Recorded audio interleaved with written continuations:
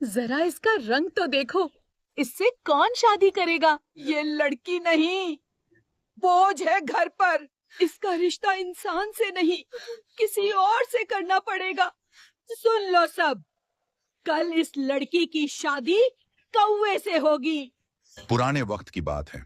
एक बहुत ही शांत, हरा भरा और खूबसूरत गांव हुआ करता था। इस गांव की आबोहवा में एक अलग ही ताजगी थी। वहां के रहने वाले लोग बहुत ही सादी और बिना किसी दिखावे वाली जिंदगी जीते थे। उन लोगों के पास रहने के लिए कोई बड़े बड़े पक्के मकान नहीं थे, ना ही उनके पास कोई महंगी सवारियां थीं, लेकिन उनके चेहरों पर जो सुकून था वह कमाल का था। सुबह होते ही किसान अपने खेतों की तरफ निकल जाते, औरतें अपने घरों के कामकाज में लग जातीं और बच्चे गांव की कच्ची पगडंडियों पर खेलते नजर आते। किसी के भी मन में एक दूसरे से आगे निकलने की या जलन की कोई बात नहीं थी। सब अपनी अपनी मेहनत की कमाई खाते और खुशी से रहते थे। इसी गांव के बिल्कुल आखिरी किनारे पर एक छोटा सा कच्चा घर था। यह घर कच्चा जरूर था, लेकिन इसकी साफ सफाई इतने अच्छे से की जाती थी कि यह हमेशा चमकता रहता था। यह घर समीना नाम की एक बुजुर्ग औरत का था। समीना की उम्र अब ढलने लगी थी। जिंदगी की फिक्र और मेहनत ने उसके चेहरे और हाथों पर झुर्रियां डाल दी थीं, लेकिन उसकी हिम्मत किसी से कम नहीं थी। समीना के पति कई साल पहले ही इस दुनिया से चले गए थे। उस वक्त से लेकर आज तक समीना ने दिन रात एक करके गांव वालों के कपड़े सिलकर अपनी दोनों बेटियों को पाला था। उसकी पुरानी सिलाई मशीन की आवाज रात रात भर गूंजती रहती थी, ताकि उसकी बेटियों को कभी किसी चीज की कमी महसूस ना हो। समीना की दो बेटियां थीं, मुस्कान और महविश। दोनों एक ही छत के नीचे पली बड़ी थीं, लेकिन दोनों की शक्ल सूरत, उनका मिजाज और उनकी सोच एक दूसरे से बिल्कुल अलग थी। बड़ी बेटी मुस्कान का रंग बहुत ज्यादा सांवला था। इतनी सांवली कि गांव के कुछ बुरे लोग उसे उसके नाम से बुलाने के बजाय उसके रंग को लेकर ताने मारते थे। बचपन से ही मुस्कान ने अपने सांवले रंग की वजह से लोगों की बहुत कड़वी बातें सुनी थीं। कोई उसे देखते ही चिढ़ाता, तो कोई कह देता कि इसकी शादी तो कभी हो ही नहीं सकती। लेकिन मुस्कान ने कभी किसी को पलटकर जवाब नहीं दिया। वह अंदर से बहुत ही शांत, समझदार और बेहद मेहनती लड़की थी। उसके दिल में किसी के लिए कोई मैल नहीं था। घर का सारा काम, झाड़ू पोछा, बर्तन मांजना, खाना बनाना और दूर नदी से पानी भरकर लाना, सब मुस्कान ही करती थी। इसके बाद भी वह अपनी माँ के पास बैठकर सिलाई के काम में हाथ बंटाती थी। वह चुपचाप सब कुछ सह लेती थी। दूसरी तरफ थी छोटी बेटी महविश। महविश दिखने में इतनी ज्यादा गोरी और खूबसूरत थी कि जो भी उसे एक बार देख लेता, वह देखता ही रह जाता। लेकिन उसकी इस खूबसूरती ने उसे बहुत ही ज्यादा घमंडी बना दिया था।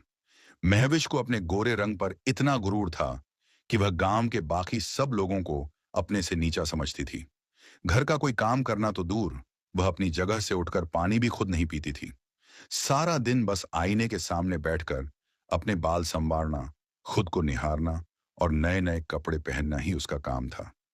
जब भी माँ कहती, बेटा महविश, तू भी थोड़ा अपनी बड़ी बहन का हाथ बंटा लिया कर, वह सुबह से शाम तक काम करती है, तो महविश मुंह बनाकर कहती, माँ, मैं यह बर्तन घिसने और झाड़ू लगाने के लिए पैदा नहीं हुई हूं। अगर मैं काम करूंगी तो मेरे हाथ खुरदुरे हो जाएंगे, मेरा गोरा रंग मुस्कान की तरह काला पड़ जाएगा। मैं तो किसी बहुत बड़े घर की रानी बनूंगी। माँ यह सुनकर बस एक लंबी ठंडी सांस लेकर रह जाती। उसी घर में समीना की एक बड़ी बहन भी रहती थी, जिसे सब खाला कहते थे। खाला का मिजाज बहुत ही कड़वा था। उन्हें हमेशा से महविश बहुत पसंद थी और मुस्कान से वह हमेशा बिना वजह चिढ़ती रहती थी। एक दिन समीना अपनी मशीन पर बैठी थी और उसके चेहरे पर बहुत फिक्र नजर आ रही थी।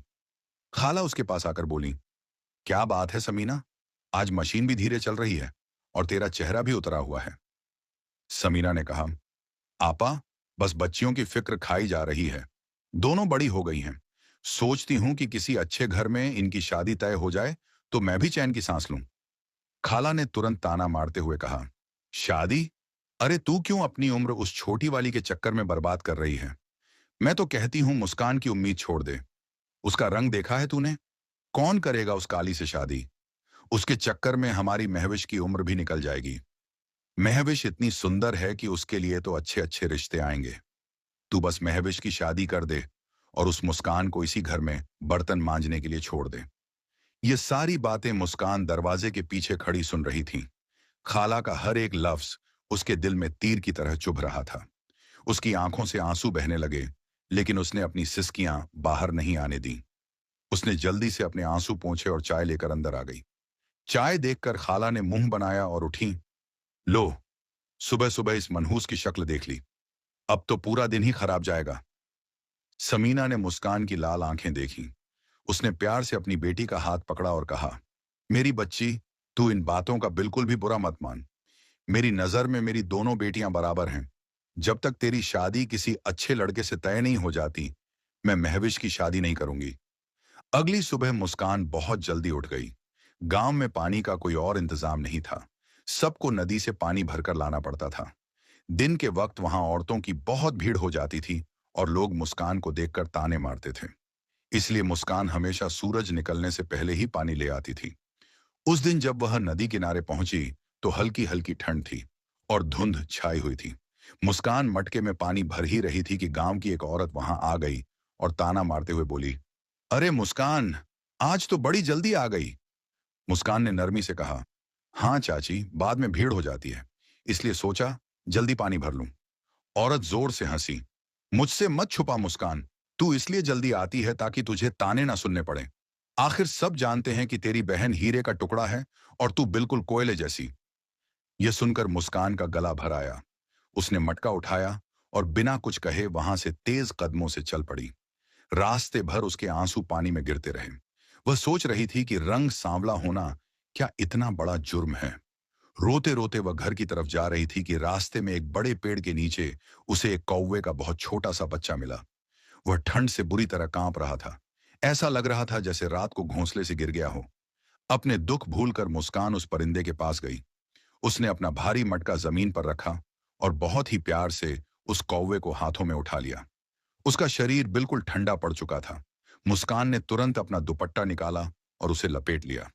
बेचारा नन्हा सा परिंदा मेरी तरह ही अकेला है, मुस्कान ने कहा और उसे घर ले आई। घर पहुंचकर उसने कौवे को एक साफ कपड़े पर रखा, थोड़ा सा दूध गर्म किया और रोटी के छोटे छोटे टुकड़े उसे खिलाए। कौवे की जान में जान आई। तभी महविश वहां आ गई और मुंह सिकोड़ते हुए चिल्लाई, ये क्या है मुस्कान? अब यह जानवर पालने का शौक भी पाल लिया। इस गंदे से परिंदे को अभी बाहर फेंक। मुस्कान ने शांति से कहा, यह अभी बहुत छोटा है, बीमार है। बाहर छोड़ दूंगी तो कुत्ते बिल्ली मार देंगे। जब उड़ने लायक हो जाएगा तो मैं खुद इसे आजाद कर दूंगी। महविश पैर पटकते हुए चली गई। दिन बीतते गए और मुस्कान की देखभाल से कौवा बिल्कुल ठीक हो गया। अब वह उड़ सकता था, लेकिन वह कहीं गया नहीं। वह हमेशा मुस्कान के साथ ही रहता। जब मुस्कान चूल्हे पर खाना बनाती तो वह उसके कंधे पर बैठ जाता।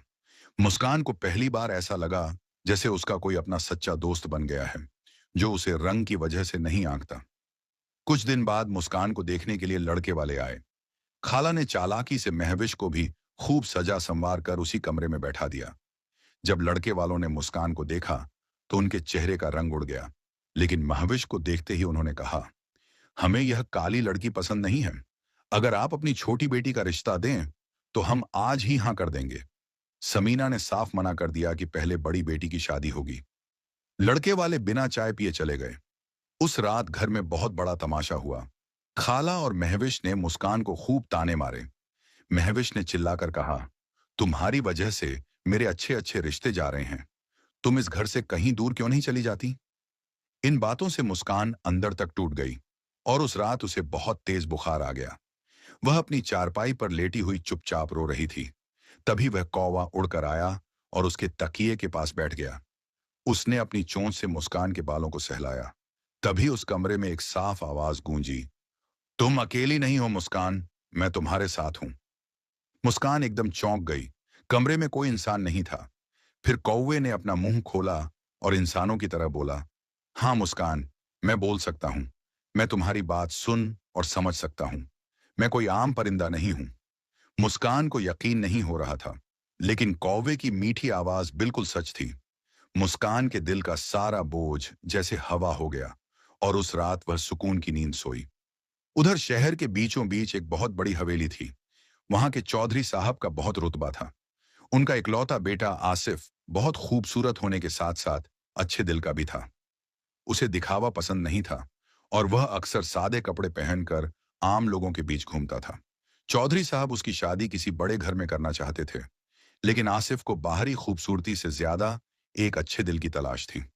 एक दिन आसिफ गरीब किसान के कपड़े पहनकर मुस्कान वाले गांव में घूमते हुए उसी नदी के किनारे पहुंचा। अचानक मौसम खराब हो गया और तेज आंधी चलने लगी। धूल के बीच उसे एक बहुत ही मीठी आवाज सुनाई दी। उसने देखा कि एक लड़की, जिसके कंधे पर बड़ा सा काला कौवा बैठा है, वह उस कौवे से बातें कर रही है। आंधी की वजह से आसिफ उसका चेहरा नहीं देख पाया, लेकिन उस आवाज ने उसके दिल पर गहरा असर किया। ये लड़की कोई और नहीं, बल्कि वही काली लड़की मुस्कान और उसका कौवा थे। अगले कुछ दिनों तक आसिफ उसी गांव में उस लड़की को ढूंढता रहा। एक दिन वह समीना के घर के सामने से गुजरा।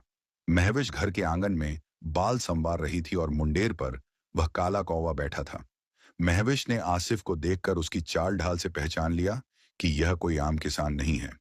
उसने उसे पानी पिलाने के बहाने अंदर बुलाया। आसिफ ने जब कौवे के बारे में पूछा तो महविश ने तुरंत झूठ बोल दिया।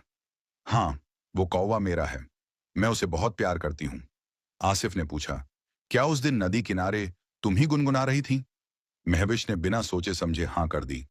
आसिफ को लगा कि उसकी तलाश पूरी हो गई। उसने सोचा कि महविश की बाहरी खूबसूरती और दिल दोनों एक जैसे हैं। आसिफ खुशी खुशी वापस गया और उसने महविश से शादी की इच्छा जताई। जब चौधरी साहब के लोग रिश्ता लेकर आए तो खाला और महविश की खुशी का ठिकाना नहीं था। महविश ने मुस्कान को ताना मारते हुए कहा, देख ले, तू बर्तन मांजने के लिए है और मैं चौधरी की बहू बनूंगी। लेकिन समीना अपनी शर्त पर अड़ी रही कि जब तक मुस्कान की शादी नहीं होगी, महविश की विदाई नहीं होगी। महविश ने एक चाल चली। उसने आसिफ के पास जाकर भोली बनकर कहा, मेरी बहन सांवली है, उसके लिए रिश्ते नहीं आते। आप ही कोई भी लड़का ढूंढ दीजिए ताकि हमारी शादी में रुकावट ना आए। आसिफ को लगा कि महविश अपनी बहन की फिक्र कर रही है। उसके आदमियों ने गांव के बाहर रहने वाले एक बहुत गरीब लड़के हसीब को ढूंढ निकाला। हसीब की एक टांग खराब थी और वह जंगल से फूल तोड़कर बेचता था। हसीब शादी के लिए मान गया। शादी का दिन आ गया। महविश को कीमती जेवरों और रेशमी कपड़ों से सजाया गया, जबकि मुस्कान एक मामूली से लाल जोड़े में तैयार हुई। कौवा छत पर बैठा था। वह आसिफ को सच बताना चाहता था, लेकिन महविश ने अपने लोगों को पत्थर लेकर खड़ा कर दिया था। कौवा बस तड़प कर रह गया। एक ही दिन दोनों बहनों की शादी हुई। विदाई के वक्त महविश शानदार पालकी में बैठी और मुस्कान पर घमंडी नजर डालते हुए बोली, मुस्कान, अब तू अपनी झोपड़ी में रहना और मैं महल में। मुस्कान ने रोते हुए अपनी मां को गले लगाया और हसीब के साथ पैदल ही उसकी टूटी हुई झोपड़ी की तरफ चल दी। और वह कौवा, वह भी मुस्कान के पीछे पीछे उड़ता हुआ उसके नए और गरीब घर की तरफ चल पड़ा। जब मुस्कान अपने पति हसीब के साथ उसकी झोपड़ी में पहुंची तो वहां का नजारा बहुत ही उदास कर देने वाला था। झोपड़ी की छत पर सिर्फ सूखी घास फूस पड़ी थी, जमीन पर एक पुरानी चटाई बिछी थी और घर में खाने के नाम पर बस मुट्ठी भर अनाज था। हसीब ने जब मुस्कान को देखा तो वह बहुत शर्मिंदा हुआ। उसने नजरें झुकाकर कहा, मुझे माफ करना मुस्कान, मैं तुम्हें रहने के लिए कोई महल नहीं दे सकता। मैं एक बहुत ही गरीब फूल बेचने वाला हूं और मेरी एक टांग भी खराब है। मुस्कान ने अपने आंसू पोंछे और हसीब की तरफ देखकर एक बहुत ही प्यारी सी मुस्कान दी। कोई बात नहीं हसीब, महलों में रहने से ज्यादा जरूरी यह है कि इंसान का दिल अच्छा हो। हम दोनों मिलकर मेहनत करेंगे और जो भी रूखा सूखा मिलेगा उसे खुशी खुशी खा लेंगे। मुस्कान की यह सादगी और समझदारी देखकर हसीब को बहुत हिम्मत मिली। वह काला कौवा भी उड़कर झोपड़ी के एक कोने में बैठ गया। वह अपनी दोस्त मुस्कान को इस हाल में देखकर दुखी तो था, लेकिन वह जानता था कि अभी सच बताने का सही वक्त नहीं आया है। शुरू के कुछ दिन बहुत ही ज्यादा मुश्किल भरे थे। हसीब रोज सुबह जल्दी उठकर जंगल जाता, जंगली फूल तोड़ता और फिर गांव गांव जाकर उन्हें बेचता। मुस्कान घर को साफ रखती, चूल्हा जलाती और हसीब जो भी लाता उसे खुशी से बना लेती। कई बार उनके पास सिर्फ एक ही वक्त का खाना होता था, लेकिन मुस्कान ने कभी अपने हालात की शिकायत नहीं की। उसने अपनी मां की दी हुई पुरानी सिलाई मशीन निकाली और गांव वालों के फटे पुराने कपड़े सिलकर थोड़ी बहुत कमाई करने लगी। वक्त पंख लगाकर उड़ने लगा। शादी को कई साल बीत गए। मुस्कान और हसीब का एक बहुत ही प्यारा सा बेटा हुआ, जिसका नाम उन्होंने साहिल रखा। साहिल की आंखें बिल्कुल अपनी मां मुस्कान जैसी शांत थीं। अब वह कौवा साहिल का भी पक्का दोस्त बन गया था। वह दिन भर साहिल के आसपास फुदकता, उसके साथ खेलता और अपनी आवाजों से उसे हंसाता रहता। लेकिन इसी बीच उनकी मुसीबतें और ज्यादा बढ़ गईं। हसीब जिस जगह से फूल तोड़कर लाता था, वहां के लोगों ने सारे पेड़ कटवा दिए और पक्के मकान बनने शुरू हो गए। हसीब का काम पूरी तरह से छिन गया। गरीबी ने उन्हें चारों तरफ से घेर लिया। कई कई दिन ऐसे निकलते कि घर में चूल्हा तक नहीं जलता था। एक दिन हसीब जंगल के दूसरे हिस्से में फूल ढूंढने गया ताकि कुछ पैसे कमा सके और साहिल के लिए खाना ला सके। लेकिन सूखी झाड़ियों के बीच छिपे एक जहरीले सांप ने हसीब के उसी पैर पर काट लिया जो पहले से खराब था। हसीब दर्द से वहीं गिरकर चीख पड़ा। इत्तेफाक से कौवा भी उस दिन हसीब के पीछे पीछे गया था। जैसे ही उसने हसीब को गिरते देखा, वह जोर जोर से आवाजें निकालता हुआ सीधा झोपड़ी की तरफ भागा। मुस्कान कौवे की घबराहट देखकर समझ गई कि हसीब किसी मुसीबत में है।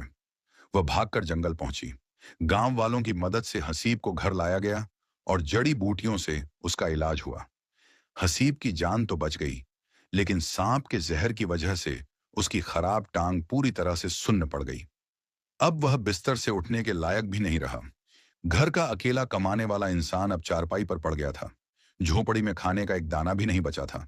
छोटा सा साहिल भूख के मारे रोता रहता। मुस्कान उसे सिर्फ पानी पिला पिलाकर सुलाने की कोशिश करती। कौवा कहीं से रोटी का छोटा टुकड़ा या कीड़े ले आता, लेकिन उससे एक इंसान के बच्चे का पेट कैसे भरता। एक रात हसीब अपनी बेबसी पर फूट फूट कर रोया। उसने मुस्कान का हाथ पकड़कर कहा, मुस्कान, मेरी वजह से तुम और हमारा बच्चा भूखे मर रहे हो। तुम अपनी बहन महविश के पास हवेली चली जाओ। उसके पास पैसों की कोई कमी नहीं है। उससे कोई मदद मांग लो या कम से कम उसके घर में कोई काम ही मांग लो, ताकि हमारे साहिल को तो 2 वक्त की रोटी मिल सके। मुस्कान ने तुरंत हाथ छुड़ा लिया। नहीं हसीब, मैं भूख से मर जाऊंगी, लेकिन उस हवेली के दरवाजे पर नहीं जाऊंगी। महविश ने मेरे साथ जो भी किया है वह मैं भूली नहीं हूं। लेकिन अगली सुबह जब साहिल भूख के मारे बेहोश होने लगा, तो मुस्कान ने रोते हुए फैसला किया कि वह अपनी बहन की हवेली जाएगी। फटे पुराने कपड़े पहने और नंगे पैर मुस्कान भारी मन से शहर की तरफ चल पड़ी। कौवा भी उसके कंधे पर बैठ गया। आसिफ की हवेली किसी बड़े महल जैसी थी। मुस्कान डरते डरते दरवाजे पर पहुंची। पहरेदारों ने उसे भिखारी समझकर रोकना चाहा, लेकिन जब उसने बताया कि वह मालकिन की बड़ी बहन है, तो वे हंस पड़े। फिर भी उन्होंने अंदर महविश को खबर कर दी। महविश उस वक्त सोने के जेवरों से लदी एक मखमली सोफे पर बैठी जूस पी रही थी।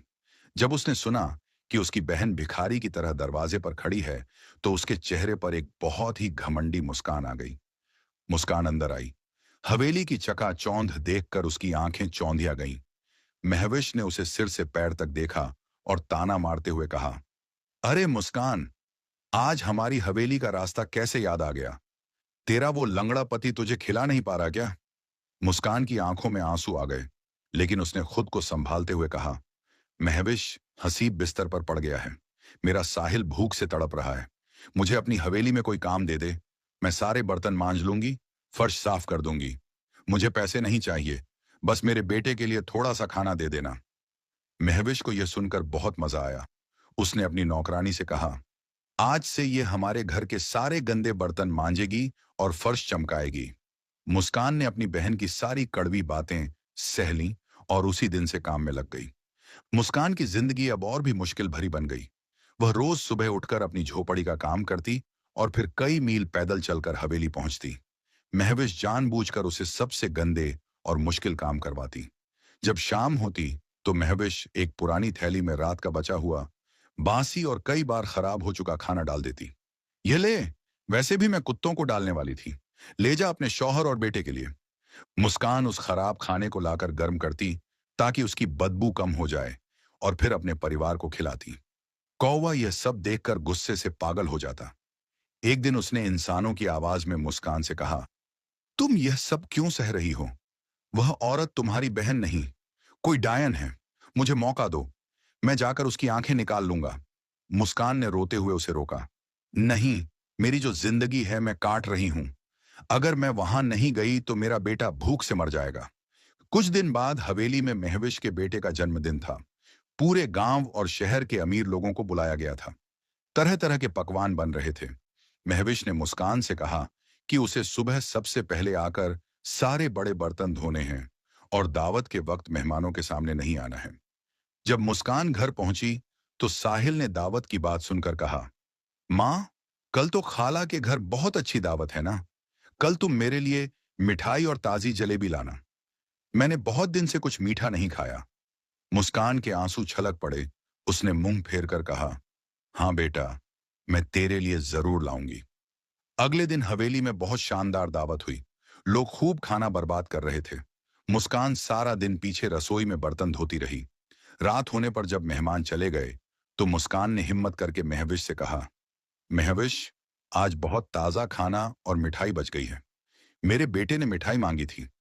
क्या तू मुझे थोड़ा सा ताजा खाना और मिठाई दे सकती है? महविश जोर से हंसी और ताना मारते हुए बोली, ताजा खाना और महंगी मिठाई, वह भी तेरे भिखारी बेटे के लिए। फिर उसने जमीन की तरफ इशारा किया जहां बच्चों ने खाना गिरा दिया था और लोगों के जूते पड़े थे।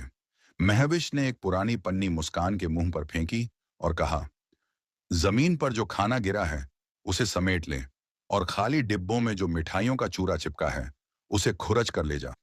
मुस्कान के पैरों तले जमीन खिसक गई, लेकिन अपने बेटे की भूख याद करके वह रोते हुए जमीन पर झुकी और मिट्टी में सना हुआ खाना और डिब्बों का चूरा उस पन्नी में भर लिया।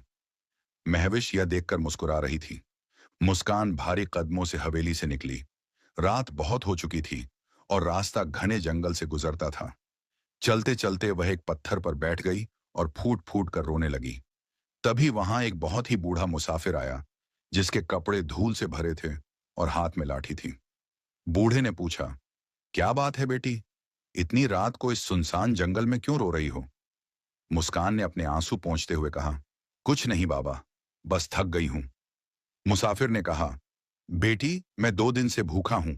क्या तुम अपनी उस थैली में से मुझे थोड़ा सा खाना दे सकती हो? यह सुनते ही मुस्कान का रोना और तेज हो गया। उसने वह थैली खोल दी और दर्द से चीखते हुए बोली, इसमें खाना नहीं है बाबा, इसमें सिर्फ कचरा और मिट्टी है। फिर उसने रोते रोते अपनी सारी कहानी, महविश का घमंड और अपने बेटे की भूख उस मुसाफिर को बता दी। कौवा भी पेड़ पर बैठा ये बात सुन रहा था। मुसाफिर ने प्यार से मुस्कान के सिर पर हाथ रखा और कहा, बेटी, लोग महलों में रहकर भी अंदर से कितने गरीब होते हैं और तुम फटे हाल में भी दिल से कितनी अमीर हो। मुसाफिर ने मुस्कान की वह थैली ले ली और अपने झोले से एक दूसरी थैली निकाल कर दी। ये लो और खुशी खुशी घर जाओ। एक माँ की मेहनत और उसके आंसू मिट्टी में नहीं मिलते। ये कहकर मुसाफिर वहां से चला गया। मुस्कान जब झोपड़ी में पहुंची तो साहिल जागा हुआ था। वह भागकर अपनी माँ से लिपट गया। माँ, तुम मेरे लिए मिठाई लाई हो ना? मुस्कान जमीन पर बैठ गई। उसने कांपते हाथों से उस थैली की गांठ खोली। जैसे ही थैली खुली, पूरी झोपड़ी में देसी घी, केसर और ताजे खाने की बेहतरीन खुशबू फैल गई। मुस्कान की आंखें फटी की फटी रह गईं। उस थैली के अंदर कोई कचरा नहीं था, बल्कि चांदी के छोटे छोटे बर्तनों में ताजा पुलाव, गरम रोटियां और एक सुंदर डिब्बे में बहुत सारी मिठाइयां सजी हुई थीं। साहिल खुशी से उछल पड़ा और जलेबी खाने लगा। हसीब भी हैरान था। मुस्कान रोने लगी। हसीब, ये महविश ने नहीं दिया, उसने तो मुझे मिट्टी वाला खाना ही दिया था। रास्ते में मुझे एक बूढ़ा मुसाफिर मिला, उसी ने मेरी थैली बदल दी। उस रात सब ने पेट भरकर अच्छा खाना खाया। अब मुस्कान रोज हवेली जाती, लेकिन रास्ते में उसे वह बूढ़ा मुसाफिर रोज मिलता। कभी वह हसीब के पैर की दवाई देता, कभी ताजे खाने की थैली और कभी सोने के सिक्कों से भरी थैली। देखते ही देखते मुस्कान के हालात पूरी तरह बदल गए। टूटी झोपड़ी की जगह अब एक बहुत ही सुंदर और मजबूत पक्का मकान बन गया था। हसीब का पैर बिल्कुल ठीक हो गया और वह अपने घर के बाहर बगीचे में ताजे फूल लगाने लगा। मुस्कान ने महविश की हवेली जाना और वहां काम करना छोड़ दिया। जब कई दिन तक मुस्कान हवेली नहीं आई तो महविश को गुस्सा आया। उसने अपने एक नौकर को भेजा कि जाकर उसे बालों से पकड़ कर लाओ। लेकिन जब नौकर वहां पहुंचा तो उसने झोपड़ी की जगह एक सुंदर घर, ठीक ठाक हसीब और अच्छे कपड़ों में मुस्कान को देखा। नौकर ने दौड़कर हवेली आकर महविश को सब बताया। महविश के हाथ से जूस का गिलास गिरकर टूट गया। जलन के मारे उसने तुरंत अपनी पालकी मंगवाई और मुस्कान के गांव पहुंची। मुस्कान का घर देखकर उसके सीने में आग लग गई। उसने चेहरे पर झूठी हंसी लाकर मुस्कान से पूछा, बहन, तू रातों रात इतनी अमीर कैसे हो गई? क्या कोई खजाना मिल गया? मुस्कान का दिल बहुत साफ था। उसने महविश को उस बूढ़े मुसाफिर और उस थैली वाली सारी सच्चाई बता दी। महविश के दिमाग में लालच भर गया। अगले दिन उसने एक बहुत बड़ा नाटक किया। उसने अपने महंगे कपड़े और जेवर उतारे, बहुत ही फटे पुराने कपड़े पहने, बालों में मिट्टी डाली और रोते हुए मुस्कान के घर पहुंची। आपा, मुझे बचा लो। आसिफ का सारा काम चौपट हो गया है। हवेली बिक गई है। मुझे अपने घर में नौकरानी रख लो। मुस्कान का दिल पसीज गया। उसने अपनी बहन को गले लगा लिया और कहा, तू पागल है। तू मेरी बहन है। तू यहां आराम से रह। शाम को जब महविश वापस जाने लगी तो मुस्कान ने उसके लिए बहुत अच्छा ताजा खाना पैक किया। लेकिन महविश ने वह खाना जमीन पर फेंक दिया और जिद करते हुए कहा, नहीं, मुझे तो वह सड़ा हुआ मिट्टी वाला खाना ही चाहिए जो तू हवेली से ले जाती थी। वही थैली दे, मेरी वही औकात है।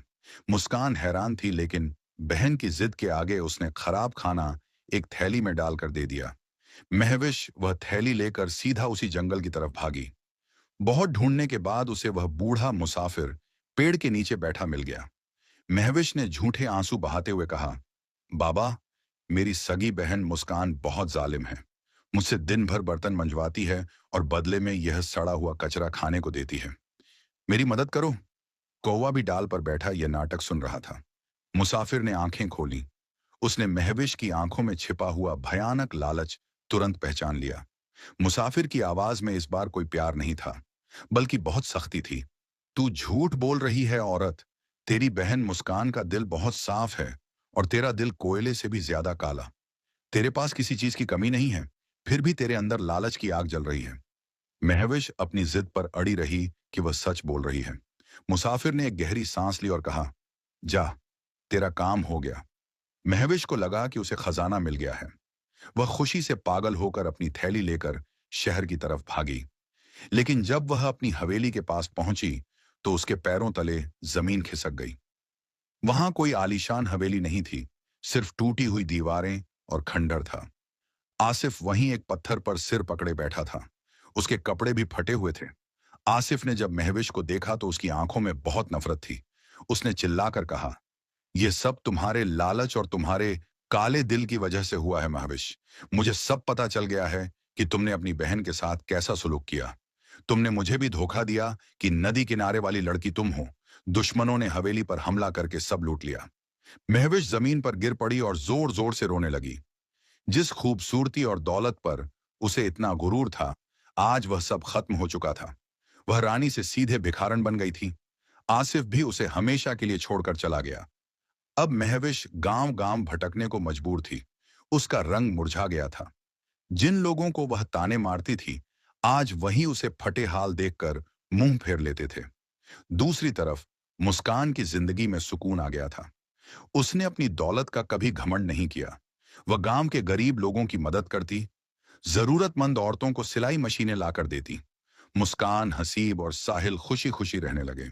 और वह कौवा, वह अब सिर्फ एक परिंदा नहीं, बल्कि उनके परिवार का हिस्सा था।